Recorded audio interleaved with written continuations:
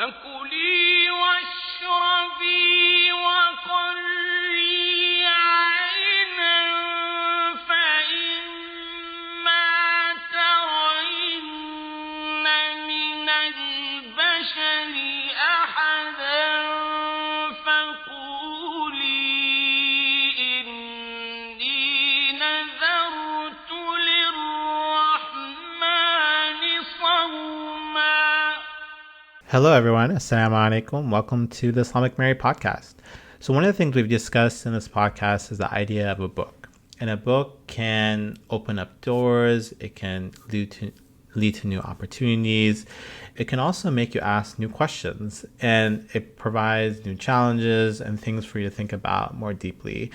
One of the things in writing the book on the Islamic Mary made me think more deeply regarding Christian-Muslim relations. While writing the book, I came across the document Nostra Aetate, and this is an important document regarding Christian-Muslim relations written in Vatican II.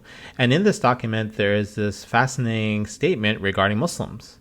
Though they do not acknowledge Jesus as God, they revere him as a prophet. They also honor Mary, his Virgin Mother.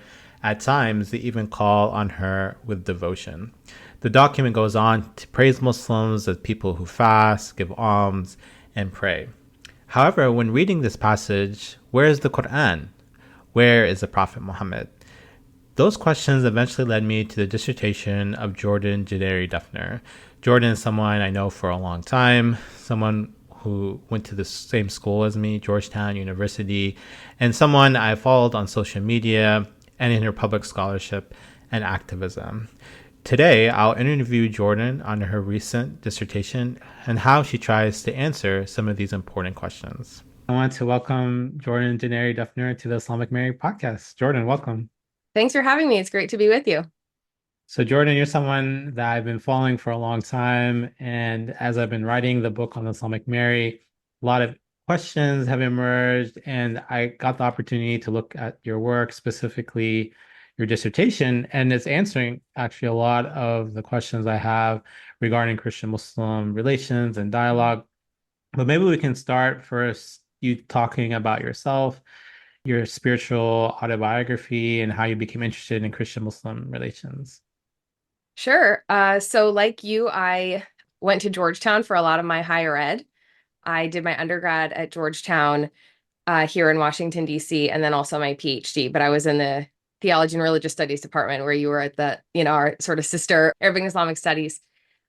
And yeah, so I focus on Muslim-Christian relations, interreligious dialogue, specifically between Catholics and Muslims, and also Islamophobia. A lot of my work has been directed at Catholics and helping them to better understand Islam on its own terms and trying to upend some of the stereotypes that have proliferated, especially after 9/11, so last 20 some years. And yeah, this journey there was sort of a positive motivation for it and also kind of a negative motivation for it, I would say. One, I've always been someone who's really interested in religion.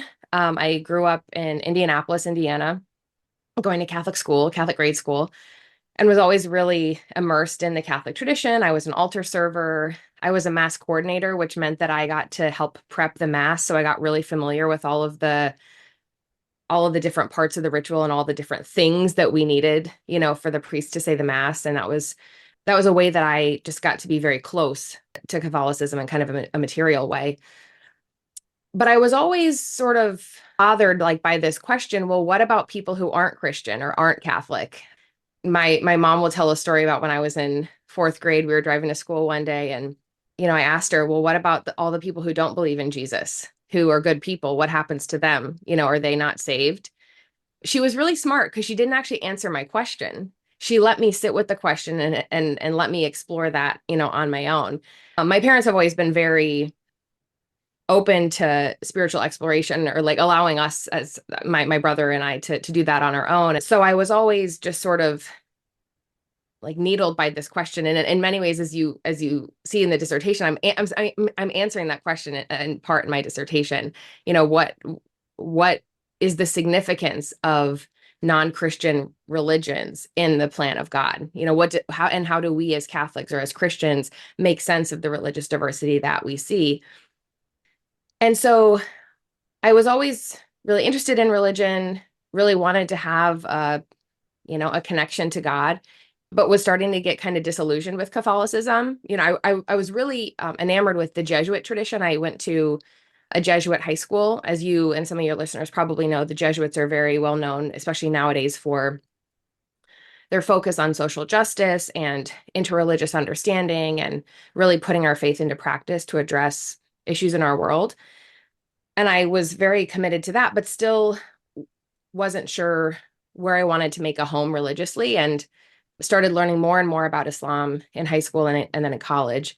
And I did kind of wonder at times if I might convert to Islam down the line. I think I was actually involved in the Muslim Students Association at Georgetown.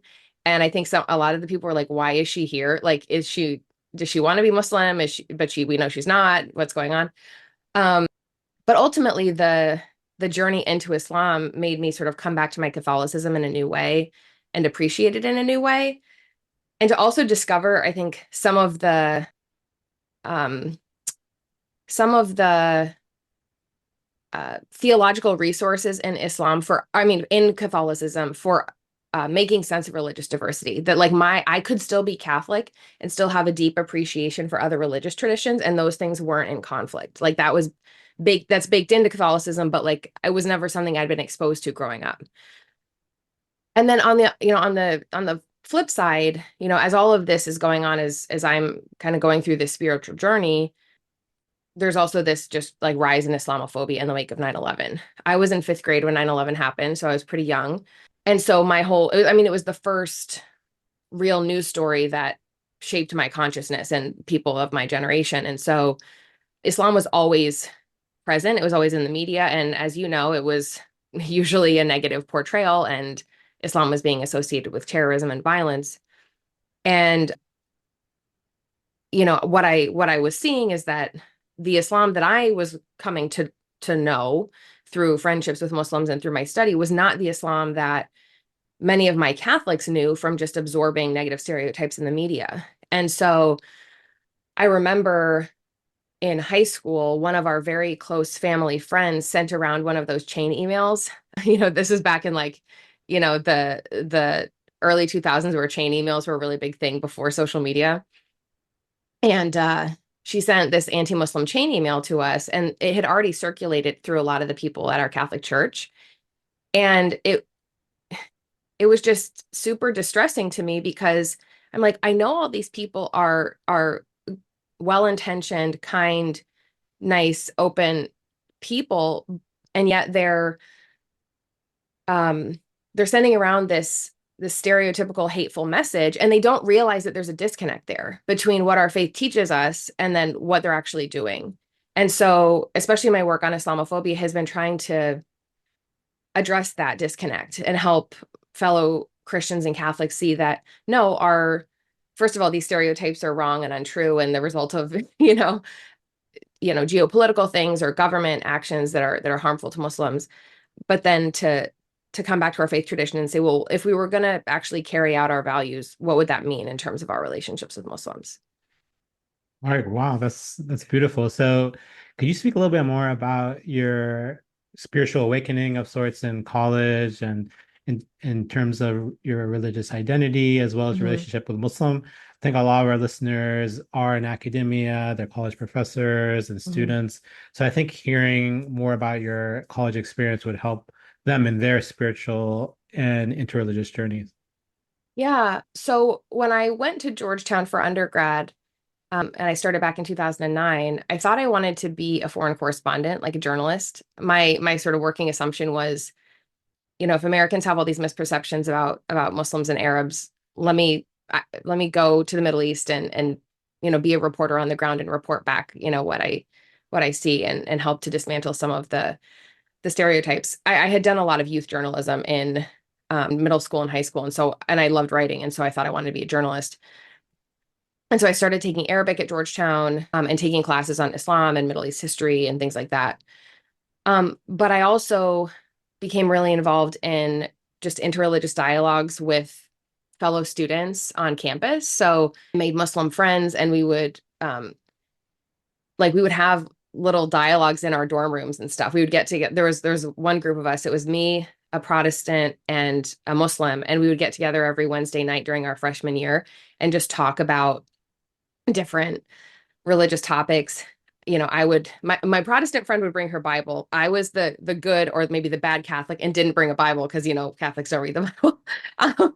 And so I brought like some Jesuit prayer books and some other things. And then our Muslim friend brought the Quran, and we would talk about Abraham and Isaac and Ishmael, which, as I know, a topic that, you spent a lot of time with, and lots of different issues. And it was just, it was a type of learning that really complemented what I was learning in the classroom and really brought it home. And my Muslim friends would ask me questions that I couldn't answer about my own tradition. And it's like, oh, I guess I need to go back and actually learn how to talk about the Trinity.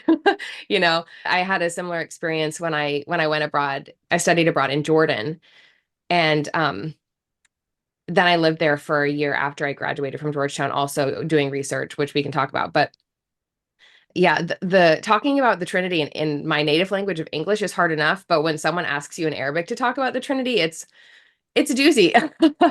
But those are good questions because it makes you really think, well, why am I a part of this faith tradition? And is it more than just an intellectual assent to ideas? One of the things that I've really come to is that Catholicism feels like home to me, and there's something really homey about Islam and other traditions too, but where do I want to make my home is Catholicism.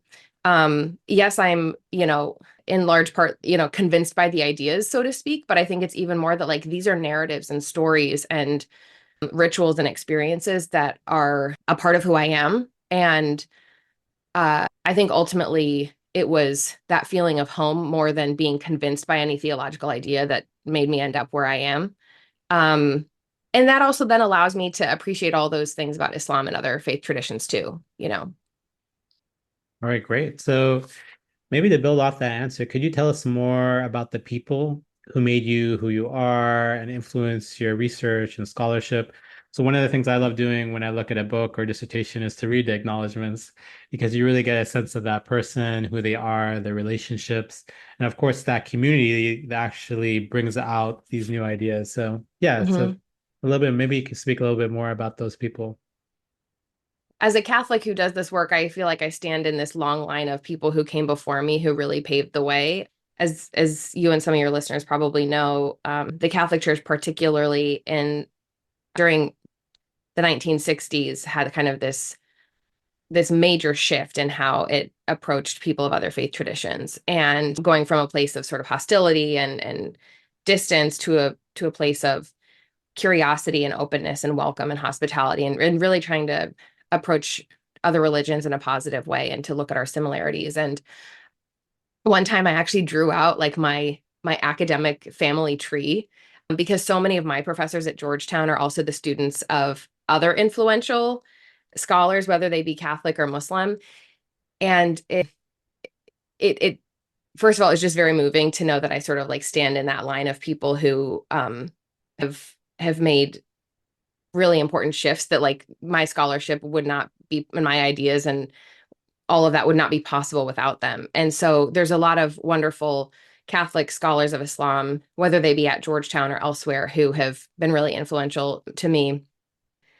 But also kind of in a more general way, as I mentioned before, I have gone to Jesuit schools for a long time. And so just the Jesuit charism, you might call it, of being open to other faith traditions has been so influential. And I definitely see myself as a product of a Jesuit spirituality and a sort of the Jesuit approach to religious diversity.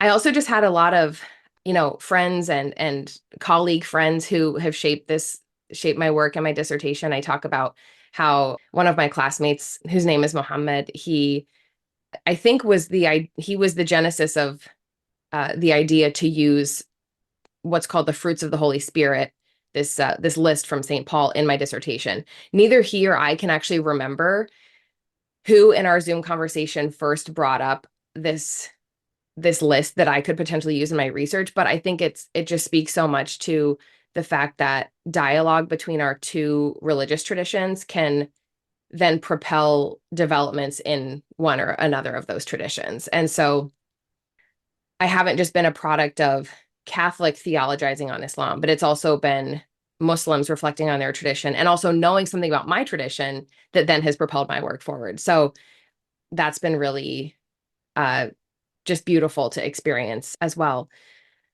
You asked about, the people in my acknowledgments and people who have shaped me and are important to me. I mentioned my parents before. It's also quite funny because my husband, my brother, his wife, and my sister-in-law, all of us have theology degrees of some sort from college. And I just feel very supported by them, and we all sort of get it because we're all kind of coming out of the same um, we're coming at it from the same place, or just we all have that sort of theological concern.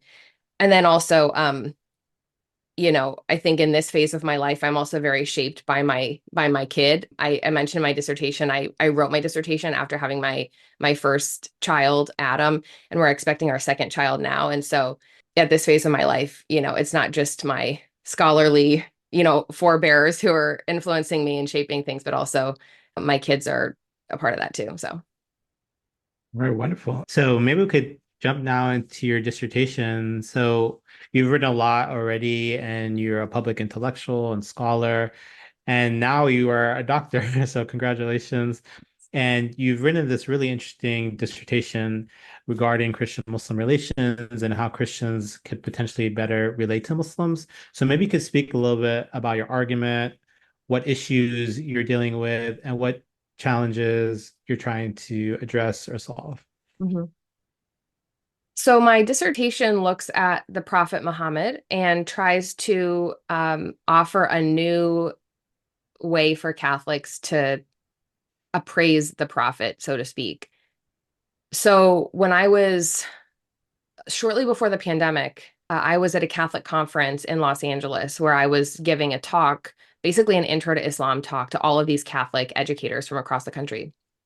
And during the Q&A portion, this one man stands up and he said, well, Muhammad was this, that, and the other, listing all of these like negative qualities that the prophet supposedly had. And he was like, and because of that, Muslims are XYZ, again, like Muslims believe the prophet to have been this, and, by consequence, Muslims are bad was the gist of it. And I mean, the premise of his question was the prophet was this bad person, and the thing I had to tell him was, I understand that that's what you've been exposed to, but the portrait of the prophet that you've just described to me is not one that Muslims would find familiar at all. This is not who Muslims believe the prophet to have been. You might have gotten these anecdotes from polemical literature from, Europe 1,000 years ago, because these stereotypes and these negative tropes about the prophet have been so prominent in Christian literature throughout history. But if you were to ask Muslims to talk about the prophet, their description of him would not match at all what you've just said. And so one of the things that I wanted to do in my dissertation is to really look at the prophet on his own terms and in ways that Muslims would find familiar, because there's been so much Christian writing on the prophet over the centuries. But again, it doesn't often deal with sources or perspectives that would be salient for Muslims. And so when I was in grad school, one of the courses I took was called Visions of the Prophet. And so we read all this different literature on the prophet. The one that was most new to me and was the most interesting to me was our unit on what's called Shama'il, or the prophet's like good qualities or attributes, and his character, his khuluq. I had never read any of these texts before, but they're really prominent texts in the tradition by Abu Hamid al-Ghazali. And we read the first work of Shama'il, I think, which is by at-Tirmidhi. And these are works that aren't prophetic biographies. It's not like the prophet was born and then the prophet did this and then the prophet did that. It's broken up into his different character traits. And I thought that was, I just was really floored by the portrayal of the prophet in these texts. They talk about how the prophet would play with his grandkids and how the prophet would laugh and how the prophet would be really forbearing with people who would come up and berate him and assault him, and how he would basically use he would be really loving and gracious towards them, and that would be what converted them, not even necessarily to Islam, but like that was what got them to like relent and to change their ways. So I was just really struck again by like this discrepancy between what Muslims found like these really central Muslim texts, and then like what Christians think that Muslims believe about the Prophet. And I really wanted to deal with those Shama'il works in my dissertation. And the other sort of impetus for the dissertation project is sort of back to this question of what significance do other religious traditions have in the eyes of God, and how can we as Catholics articulate that significance? So, to drill down to Islam specifically, at the Second Vatican Council in the 1960s, the church rolled out this document called Nostra Aetate, which means in our time. And it was looking at, basically it was saying that, in the modern period, the Catholic Church wants to focus on what we share, what we have in common with people of other faith traditions, and to start having more positive relationships with acknowledging that people are sincerely seeking God, and it might be in different ways than we are, but we want to acknowledge how that's happening. In the section, there's a section dedicated to Islam or dedicated to Muslim beliefs and practices. And so they talk about, the church fathers in the document talk about how Catholics and Muslims believe in the one God. They talk about, and different attributes that we would ascribe to God, like how God is merciful, or God is one, or God is the judge at the end of time, things like that. But then they also talk about prayer, fasting, and almsgiving. They talk about how we both refer back to Abraham when we talk about our sort of genealogy in terms of religion. They talk about Jesus and Mary, as you know. Mary comes up in this document as a bond or a common point between Catholics and Muslims. But they don't actually talk about aspects of Islam that would be most central for Muslims, like the Quran and the Prophet. And I learned in my research that this was intentional. Basically, the church fathers were like, we know we're not mentioning the Prophet, but the dialogue needs to happen for more time. We need to get to know Islam better, and we need to just give it time before we address this, because we're not sure how we're going to. So 60 years later, I'm dealing with it in my dissertation. Yeah, so they don't mention the Prophet. And so in my dissertation, I'm trying to say, okay, well, if we were to have, a Nostra Aetate 2.0, basically, what might we say about the Prophet? And so I'm not necessarily interested in who the Prophet was as a historical person, because it's there's all these debates in the Islamic origins scholarship, and about how much can we know definitively about who the Prophet was. And so I'm like, okay, I'm setting all that aside, but what's actually more interesting is how has the tradition, which has lasted a lot longer than the Prophet's life himself. He was alive for 60 some years, and the Islamic tradition is 1400 years long. What has the tradition said about who Muhammad was? Like, what have Muslims for 1400 years believed about him? So that's why I, in my dissertation, look at these different sources on the Prophet's character. I look at a source called the Shifa of Qadi Iyad. He was an Andalusian Spanish jurist. And then I also look at some contemporary videos, like digital material on the Prophet's character. So the Yaqeen Institute, which is a really well-known American Muslim organization, they actually put out all of these different videos on the Prophet a couple years back where they're talking about his character. And so I'm like, okay, let me choose a historical source and a contemporary source and look at how the Prophet is portrayed in these sources. And then that can, in some way, help us as Catholics to come to an answer on what, on this Muhammad question. All right, great. So one of the things I really found fascinating about your dissertation was that discussion on Nostra Aetate. So I talk about that in the book on Islamic Mary. And as you mentioned, there is a discussion on Abraham. There's a discussion on Mary. There's this reverence that Muslims pray, they engage in alms, but there is this gap there with the Quran and the Prophet Muhammad. So could you speak more about that? You kind of alluded to that the early church fathers or in the mid 20th century that they didn't know necessarily how to deal with it. But now you're kind of coming 60 years later and addressing it. So can you tell us more about that document, its origins, how it came about, and then why those gaps were there and why they persist? Yeah, so Nostra Aetate came about initially because the church wanted to make a statement on anti-Semitism and the Jewish people, because this was like less than 20 years after the Holocaust and after World War II. And the church was really grappling with its role in, especially European anti-Semitism and just anti-Judaism throughout the history of the church.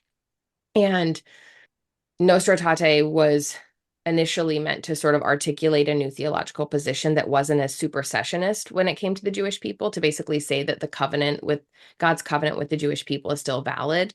Because for so long, Catholics had been saying, no, we basically supersede you. And that kind of theological position led to a lot of then like political and other forms of discrimination. So initially, there was just going to be a declaration on the Jewish people and on anti-Semitism. And then very rightly, Catholics who worked on Islam, like Louis Massignon, who was a French scholar of Islam, he and others from the Middle East were like, no, if we're going to talk about Judaism, we also have to talk about Islam, because this is a religious tradition that's just as close to us as well. And then others said, well, we should talk about Hinduism and we should talk about Buddhism also. And so the document really expanded. And, there's some, amazing, scholarship and records of all of the debates and the different drafts. I mean, it's a rabbit hole that you can go down, and that I've gone down before, about why certain phrases were used and why certain phrases were left out. Interestingly, the section on Islam is not framed as a section on Islam as a religious tradition. It's framed as, well, it begins by saying the church regards with high esteem the Muslims, or something like that. It depends on the translation. So it's saying we have a lot of respect and we hold this group in high esteem. And then it lists some of the similarities that we have. But again, that means that things that are perceived as points of difference get left out. Now, the thing that I'm trying to show in my dissertation is that just because something is uniquely Islamic on the surface, so to speak, doesn't necessarily mean that it's not something, it doesn't mean that it's something we can't praise or that we can't see God working through, if that makes sense. So one of the theologians who had a big impact on Nostra Aetate and just the broader theology of other religions in Vatican II was a guy named Karl Rahner. He was a German Jesuit. And I draw on his pneumatology, his theology of the Holy Spirit in the dissertation. And that's sort of what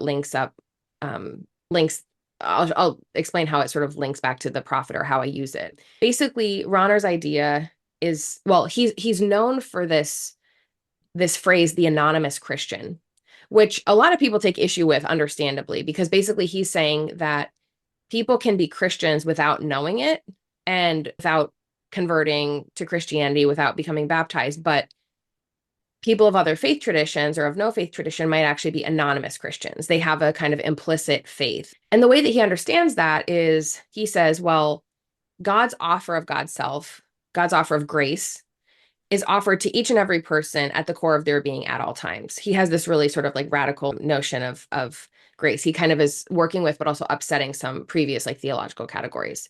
I mean, it's all still very like orthodox, yeah, so to speak, but it's a reframing of Aquinas, an important earlier Catholic theologian and things like that.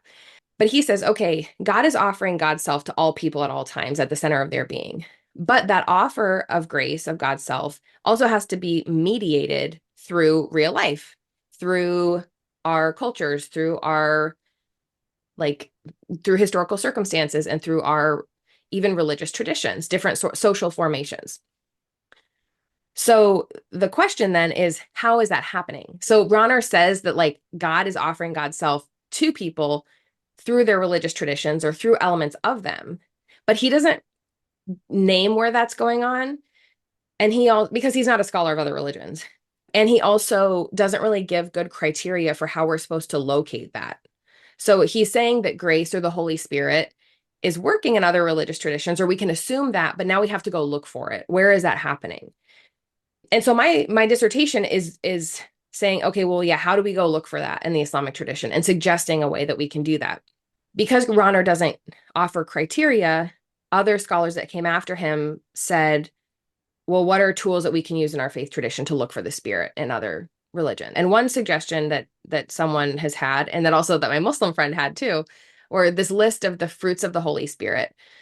This is a list of qualities related to living out one's love of neighbor that is from one of probably the earliest letter from St. Paul. So, one of the earliest, known believers in Jesus as the Christ, one of the earliest Christian documents, so to speak.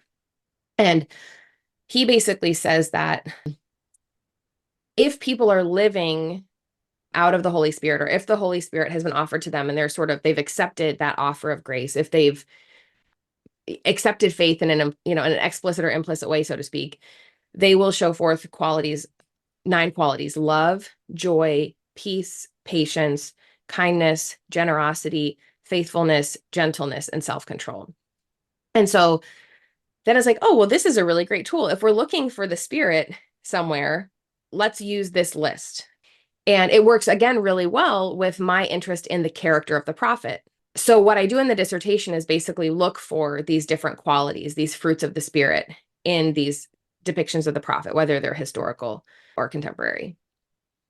Oh, fascinating. So would you say that Rayner, he allows Christians to be Christian and value their own Christianity, but see the grace or favor of God in non-Christians, or how would you describe it? Yeah, absolutely. Absolutely. And also to see other religious traditions in a positive light. It's not the typical pluralist position, which sees all religions as equal means to salvation. The Catholic Church doesn't really want to go there. But what Ronner does do is he allows Catholics to use our Catholic theology and worldview and perspective to say, even though we believe that Jesus is the one who saves, this is how Jesus and the Spirit of God work through other religious traditions in order to save, in order to offer people faith. And so it's a way to still let other traditions be other, I think, and to or at least I what I like about it is that I'm not saying that, how do I want to put this? I'm still letting the unique aspects of the Muslim tradition speak to us, but I'm interpreting them still through a Catholic lens. Yeah, absolutely. So maybe we could move to what you mentioned earlier regarding the Muslim tradition on the Shifa, and then some of the videos you looked at on the Yaqeen Institute. So as you mentioned, you're not focused solely on the historical Muhammad, but the Muslim memory of Muhammad Yes. and how Muslims tried to emulate his example. So could you speak more about maybe the historical, medieval, the Shifa in particular, that document, how it describes the Prophet Muhammad, maybe some notable or interesting stories? Yeah, so one of the key emphases in the Shifa is the Prophet's mercy, or Rahmah. And my colleague, Matt Anderson, who you might have known at Georgetown too, he actually wrote this article a while back on how right around the time that Qadi Iyad and Al-Ghazali were writing their works on the Prophet, there was this sort of shift, or they seem these texts seem to mark a shift in this new interesting concern on the Prophet's Rahmah, or his mercy, his loving mercy. There's this emphasis on Muslims growing in love for the Prophet, and part of the way that they do that is also then by emulating his qualities. So one of the key characteristics of the Prophet that comes through in these portrayals in the Shifa is the Prophet's mercy, or his Rahmah. Well, Rahmah, or mercy, is not one of the fruits of the Holy Spirit, at least if we translate it, one-to-one into English. Usually Rahmah is compassion or mercy, and that's not one of the fruits of the Spirit. But if you look at how Christians have understood the fruit of love or the fruit of kindness, there's a lot of resonances between how this shows up in the Prophet's character. So to back up a little bit, one of the things that I do in the dissertation is create this rubric of the fruits of the Spirit. So Paul basically says, here's these 9 qualities that are evidence of the Spirit at work in people and in communities. But he doesn't define them. He doesn't say what love is. He doesn't say what joy is. He doesn't say what gentleness is. And so obviously then, his community probably had a sense of what he meant by those things, but I'm also then interested in how have Christians defined and understood these qualities over time. So I look at biblical scholarship, I look at Aquinas, I look at this 20th century British writer named Evelyn Underhill, who writes about the fruits of the Spirit. And so I came up with this rubric basically where I said, okay, well, this is this is what love means, this is what joy means, this is what peace means, based on all these other things that Christians have said. And then I apply that to the character of the prophet, or I use that when I'm then reading through all these stories about his character. And so, you know, even though the Muslim tradition isn't often using the word love to talk about the prophet, all of the examples of love are there, especially when they're talking about his rahmah. So the way that he really allowed himself to be emotionally impacted by the suffering of others, or the way that he treated everyone the same. That's sort of a key hallmark of love, is not preferencing one group of people over another, or not preferencing yourself over others. That came through really clearly. One of the other fruits of the spirit that was really dominant in the portrayal of the prophet in the Shifa is Muhammad's gentleness. And this is a really interesting fruit because it's not just about being sweet. That's more the fruit of kindness. But the fruit of gentleness is this more complex one where a person is really forbearing and lenient, but then also will deploy anger when it's appropriate and necessary. Not because they don't have control over their anger, but they will speak to what's right when the when it's called for. And so it's really interesting because both Muslim sources I looked quality of gentleness to Moses, actually. And they give the example of Moses speaking forcefully to Pharaoh. And it's not that, Moses wasn't he wasn't like this raging, angry person, but it's like he knew when it was time to speak up against injustice. And so that quality is also really important in the fruits of the spirit, and then also important in some of the portrayals of the prophet. One of the things that one of the qualities that comes up both in the contemporary and the historical sources is the prophet's joy. And that was actually the most surprising of the fruits of the spirit for me to come across, because, and I mean, maybe it's because, I still hold on to some stereotypes about Muslims, like remember the Newsweek cover, years ago, Muslim rage. But no, the prophet, I was just struck by how joyful he was. The accounts talk about how he was able to maintain this sense of outward joy and to truly delight in other people and delight in other things, even while he himself was dealing with difficult things and himself was carrying a lot of sorrow. It's interesting because they talk about how the prophet would cry a lot and how he was really sorrowful, but at the same time, he tried not to show that to other people and tried to stay optimistic and upbeat and to not bring other people down. And so there's sort of this balancing of, one's empathy and one's sorrow for the state of the world, but then also really trying to bring joy to people. And then there's all these, stories about him, playing with kids, like how much he loved kids and how he would try to like joke and have fun and like give nicknames to his, companions that sort of would needle them and stuff. And I just find those very humanizing and relatable. And again, I'm just excited for Christians to be exposed to these descriptions of the prophet, hopefully through the dissertation and through the eventual book that I'll do. And then to also see them as a place where God might be working in the Islamic tradition. Because again, and I think this is sort of the crucial part, it's not just that these stories exist in the Muslim tradition, it's that like Muslims really take them seriously and try to embody them. And so the fact that these stories and these examples of the fruits of the spirit have been so important in the Islamic tradition, that's indicative of the fact that God's working in the tradition, and that, to sort of use Rahner's terms, that there are Muslims who have accepted that sort of implicit faith, that that the spirit is in their lives and they've accepted it, and now it's sort of being carried forward, and that God is sort of present in the way that they're living out their faith. All right, great. So yeah, so maybe you could speak now about like yaqeen. So you could have just stopped there, right? So my dissertation, when I wrote it, I just stopped in the medieval period, but you were brave and courageous and actually talking about contemporary sources. So how does the yaqeen, maybe you could speak about the organization a little bit, and then how is it building off these classical sources and portraying the Prophet Muhammad? Yeah, so I also was planning on just sticking with the historical as well. I was going to look at like Al-Ghazali also, or like Tirmidhi Shama'il or something like that. First of all, I decided not to do that because all three of them are actually quite similar. And I said, okay, well, let me bring in something that's at least in terms of the timeline very different, or something that might not overlap as directly with the Shifa.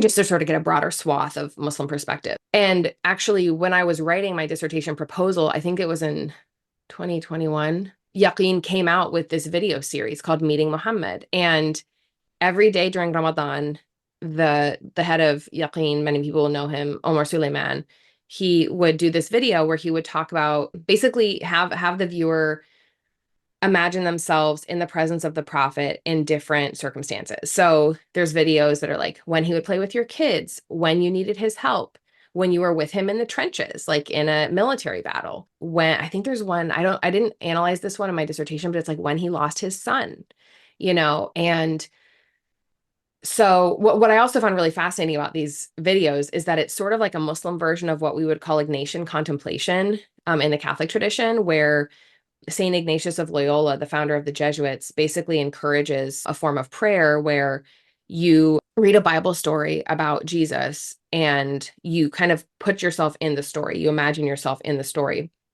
And you can like add in little details, or you just really sort of put yourself there with him and sort of see what happens, how you might react, and what your experience of Jesus would be like. And so I was super intrigued by these videos because they were kind of a Muslim version of that. And then also, I watched a few of them and I'm like, oh, there's so much about the prophet's character here. And in a way, they were like a 21st century version of a Shama'il work, because it starts off even sort of, it kind of starts off structurally like Al-Ghazali's own Shama'il work, which is it's one of the books in his magnum opus, the Ihya.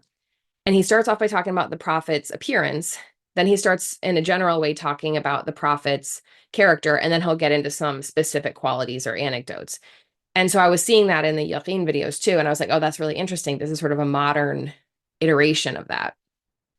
And so I didn't analyze all 30 videos for my dissertation because there were 30 of them and they're all like 10 minutes and it was going to be a huge amount of material. But what I did is I picked out sort of what I hope is a representative sample.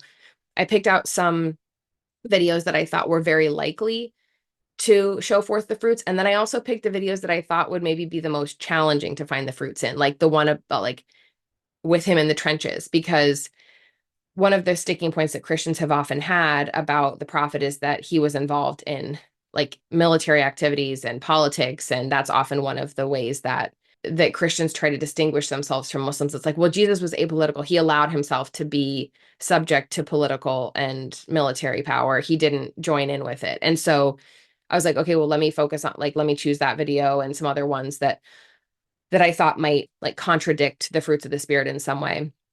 But surprisingly, I found both in the historical version, the historical sources, and in these contemporary ones that I looked at, very little that actively contradicted the fruits.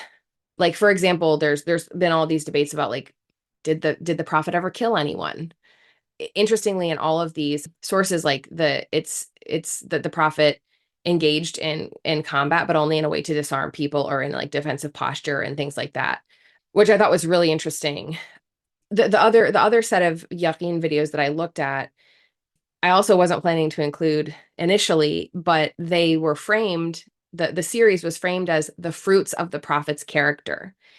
And so I thought, okay, well, I have to include these because it's framed as like fruits and, of his character. In those videos, there's this emphasis on so many qualities overlap with the fruits. The prophet's faithfulness, for example, the prophet's nickname was El Amin, the faithful one, the trustworthy one. And so that overlaps perfectly really with the fruit of faithfulness in the Christian tradition. Now, when Paul's talking about someone being faithful, he's not talking about someone who like believes in the Christian creed. He's talking about someone who's trustworthy, who is faithful to God and trusting of God. There are so many anecdotes about the prophet and his trustworthiness. One example that I didn't know about before I started this work is that, or the story goes that even when the Muslims, like the newly formed Muslim community, was at odds with the Meccans, the non-believers who were like trying to destroy the Muslim community, the Meccans would still entrust some of their belongings to the prophet because they knew that he would keep them safe, that he would safeguard them. So even though like in a communal way they were at odds, they still trusted him enough to say, like, can you keep, I mean, I don't know what these like things would have been, like jewelry or something, but they would, they still trusted him enough that they would do that, even though he was their stated enemy, I guess. And there's so many other, anecdotes like that. But there's a lot of continuity between the historical depictions of the prophet's character and things that Muslims are consuming and believing about him today. And so even aside from my Catholic theological interests in all of this, I think there's just an Islamic studies insight here, which is just that there's been a fairly stable portrait of the prophet that has lasted for a long time. When we look at the prophet's character and how it was described, a millennium ago, there's a lot there that still persists today. And people are still reading a text like the Shifa today. And it's informing sermons and it's informing, teachers who do Sunday school and all that kind of stuff. So again, aside from whatever theological interest I have, there's also just this insight, I think, for Islamic studies that the character of the prophet has remained fairly stable over time. Then, as you talk about Yaqeen Institute and Shifa, then you have this really fascinating conclusion and you speak about the implications of your work. So, really, one of the things I admire about your work is you're able to go historical and then come back and then talk about the contemporary lessons. So, what do you think the implications are for your dissertation and your work in general? Mm-hmm. Yeah, I think, as I said, there's this sort of Islamic studies thing that we could leave, just to itself. In some ways, I could have just done this as an Islamic studies dissertation, just looking at how the prophet's character has been portrayed over time. But for me, what is really of interest are the Catholic theological questions. And so what I find in this dissertation through this research is that the fruits of the Spirit are very thoroughly attested to in these depictions of the prophet. You see all 9 of these fruits of the Spirit very clearly. I didn't have to look hard for them. They were there. And so that indicates that, as I was sort of saying before, that God's offer of spirit to Muslims is one occurring through their faith tradition, because these things exist in the faith tradition and Muslims are exposed to this all the time.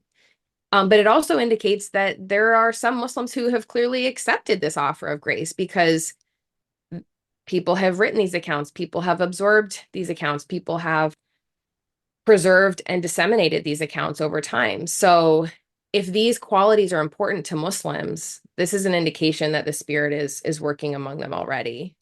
And I think this should give Catholics and other Christians a lot of confidence in the fact that, because there's a strand of Christianity and of Catholicism that says, oh, these poor people of other faith traditions, like, we need to convert them. We need to we need to proselytize and evangelize to them because they don't know God. I think this dissertation shows that, at least through this small aspect of the Muslim tradition, God is there and Muslims are responding to God in their lives. And I obviously, as someone who knows the Islamic tradition in other ways too, like, I think that that's probably happening in a lot of other places too in the traditions, not just like through these Shama'il works on the Prophet. So what the dissertation ultimately hopes to do for Catholic theology is to expand what's called our theology of religions, to basically help us name where God's Spirit is active in the Muslim tradition. And so, as I said earlier, Rahner assumes that God is working in other traditions, but he doesn't say how or where that's happening. And so my dissertation points out what I think is just one small place where that might be happening. And so now the task, for other theologians, and other theologians are already doing this, is to look for God in other aspects of both Islam and in other traditions. And so I hope that the fruits of the Spirit approach can be utilized by other scholars too, whether they're looking at Islam or whether they're looking at other faith traditions. But then there's lots of other ways that other tools that scholars could use to look for the Spirit in other traditions too. This is just the one that I've used here. Okay, wonderful. So maybe we could then talk about the conclusion, but how does it connect to your future work? Because I know you're still writing, I follow you on social media, and you do have a vision of a relationship between Christians and Muslims and Christians and other religions, and you have activism. So you're actively involved whether that be in politics or religious dialogue. So where are you going from here after your dissertation, your future writing, speaking, and work? Yeah, so this project is not directly connected to the work that I'm doing now, but I'm hoping to publish this as a book at some point. So, still very I mean, this project still means a lot to me, even though it's not directly connected to some of the stuff that I'm working on now.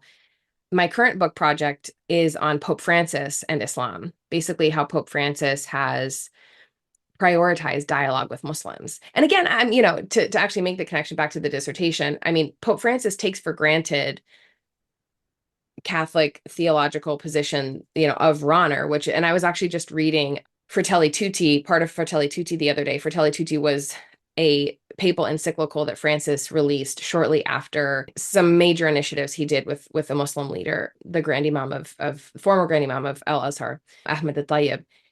In Fratelli Tutti, he sort of again takes for granted the fact that God is at work in other religious traditions. And so I'm working on a new book that's all about why Francis has prioritized dialogue with Islam and what that has looked like. And, Francis, there's I think a lot of things that are really groundbreaking in what Francis has done and how that sets an example for both Catholics and Muslims in dialogue. And one of the things also, though, that's been really fascinating and shouldn't be surprising that I've learned in the research so far is there's been a lot of the reason why Catholic Muslim dialogue has succeeded so well under Francis is because Muslims have actually been the ones taking the initiative. So I was recently talking to a Muslim individual who was very instrumental in bringing the Pope and the Grand Imam together and facilitating their work and their relationship. He's a huge, this guy, Judge Mohammed Abdeslam, is a huge reason why this has succeeded. This is not just Francis saying, I want to do this. This is Muslims saying, this relationship is important to us, and we're also going to do a lot to make it impactful and make it work. But then Francis himself also, I think, finds this really important. And he's also the master of the gesture. Some popes who came before Francis, like John Paul II, said a lot of really great things about Islam, and I think made some important theological statements. But his whole thing is the gesture and being with people. And so he's really sort of living out some of the teaching that the church has already articulated. And so I'm exploring that in my new book. Another thing that's been taking up a lot of my time lately is working with other Catholics in the US on the really horrific situation in Israel-Palestine that's been going on for, almost a year now. Before the current war on Gaza started last year, back in 2022, I joined this body called the Catholic Advisory Council of a broader group called Churches for Middle East Peace. And Churches for Middle East Peace is this coalition of Christian groups from really all across the theological spectrum that's pushing for a just peace in Israel-Palestine and really sort of trying to uplift the rights and dignity of Palestinians. And so the Catholic Advisory Council, our role is to really engage US Catholics in that work. And also, to educate Catholics about the situation in the Holy Land, because I think many Catholics are just unfamiliar, and that leads to a lot of apathy. I think a lot of Catholics don't think that Israel-Palestine is our issue, so to speak. I think sometimes Catholics perceive this as like a Muslim-Jewish conflict, which can be really harmful. I think that's a perception of a lot of Americans. So one of the things that we've been doing is really trying to apply the principles of what's called Catholic social teaching to the situation in Israel-Palestine, and to help Catholics understand that our faith tradition and our concerns about social justice really do and should apply in this case. And so we use these different principles to sort of diagnose the problem in a way that will be familiar to Christians, but then also to envision solutions, like ways that we can help. All right. Thanks so much, Jordan, for your time and answering all those questions. And I look forward to being in touch. Sounds good. Thanks, Eunice. And that was my interview with Jordan Denari Duffner. There's so many things that stood out for me in that discussion. First, whenever I engage with Christians about the Quran and Bible, they're often very able to speak about Abraham, Jesus, and Mary. However, there's some tension when we reach the level or the discussion of the Prophet Muhammad. Jordan, in her dissertation, begins a way, an opportunity for Christians to speak more about the Prophet Muhammad and how he's important in Christian-Muslim dialogue. I also noticed her emphasis on relationships. She's not only speaking about texts and theology and history, but she has relationships with Muslims, and she cares about those relationships. And she wants to see a world where Christians and Muslims work together and build projects together. And lastly, I see in her discussion not only discussions regarding theology and interfaith dialogue, but also a discussion regarding politics and building a new political reality. She mentions the situation in Palestine, and she wants to work with Muslims to build a global reality that is socially just and fair. And with that, thank you for listening to the Islamic Mary podcast. I would encourage you to subscribe to the podcast, encourage your friends, students, and colleagues to listen to it as well. I will also invite you to review the podcast. I'm happy to see that there are a couple of reviews and people finding the information valuable. And you're always welcome to visit my website. You can see my research and blogs, as well as join my newsletter, where I'll update everyone on the publication of my forthcoming book, The Islamic Mary. Thanks once again, and take care.